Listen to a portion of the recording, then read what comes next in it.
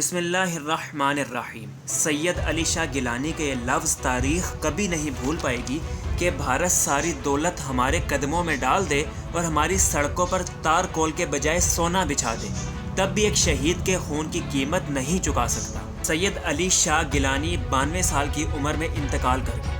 سید علی شاہ 29 ستمبر 1929 کو شمالی کشمیر کے بانڈی پورہ علاقے میں پیدا ہوئے۔ یہ ہندوستان میں رہنے والے وہ لیڈر تھے جن کو پاکستان کے صدر عارف علوی نے 14 اگست 2020 کے موقع پر حریت رہنما سید علی شاہ گیلانی کو نشان پاکستان ایوارڈ سے نوازا۔ سید علی شاہ گیلانی اپنی کمزور صحت کی وجہ سے اپنے گھر تک محدود رہے۔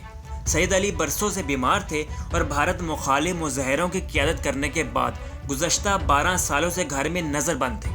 ان کی موت کے اعلان کے چند گھنٹوں بعد سید علی کے گھر کے باہر پولیس اور نیم فوجی دستوں کی بڑی نفری تعینات تھی۔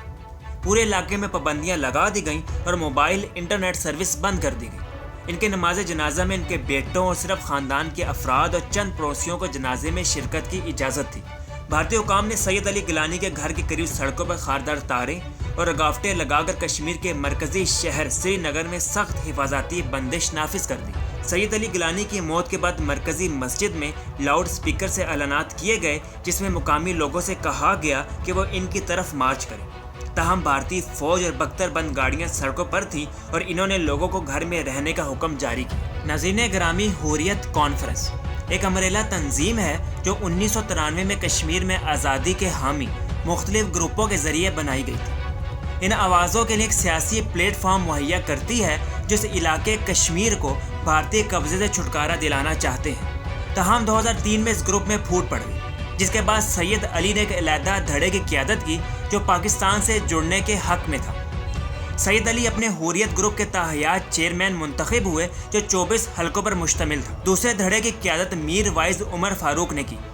دونوں حریت رہنما باقاعدگی سے بھارتی قیادت کے خلاف بیانات اور احتجاجی پروگرام جاری کرتے تھے۔ سید علی شاہ گیلانی نے ساری زندگی اپنے لوگوں اور ان کے حق خود ارادیت کے لیے جدوجہد کی۔ انہوں نے قابض بھارتی ریاست کے ہاتھوں قید اور تشدد کا سامنا کیا، لیکن وہ پرعزم رہے۔ اس کے علاوہ ہندوستانی حکمرانی کے خلاف مہم کی وجہ سے وہ پچھلے 11 سے 12 سالوں سے گھر میں نظر بند تھے۔ سید علی شاہ گیلانی وہ شخص جس نے ہندوستان سے کشمیر کی آزادی کی جنگ لڑی۔ اس کے علاوہ یہ رہنما مقبوضہ کشمیر کی ایک بڑی سیاسی مذہبی تنظیم کی نمائندگی کرتے تھے جس پر 2019 میں بھارتی وزیر اعظم نریندر مودی کی حکومت نے پابندی عائد کر دی تھی۔ یہ وہ لیڈر تھے جو بھارت کے ساتھ کسی بھی قسم کی بات چیت کی سخت مخالفت کے لیے جانا جاتے تھے۔ انہوں نے اصرار کیا تھا کہ بات چیت کرنے سے پہلے کشمیر کو بھارتی حکمرانوں کے تحت رہنا چاہیے یا نہیں، اس پر رائے شماری ہونی چاہیے۔ ان کے دنیا سے کوچ کرنے سے پاکستان بھر میں ایک دن کے سوگ کا اعلان کیا گیا۔ اللہ سید علی شاہ کی قبر اور آخرت کی منزلوں کو آسان فرمائے اور ان کے خواب کو پایۂ تکمیل تک پہنچائے۔ اپنی رائے سے ہمیں کامنٹ سیکشن میں ضرور آگاہ کریں۔ اللہ حافظ۔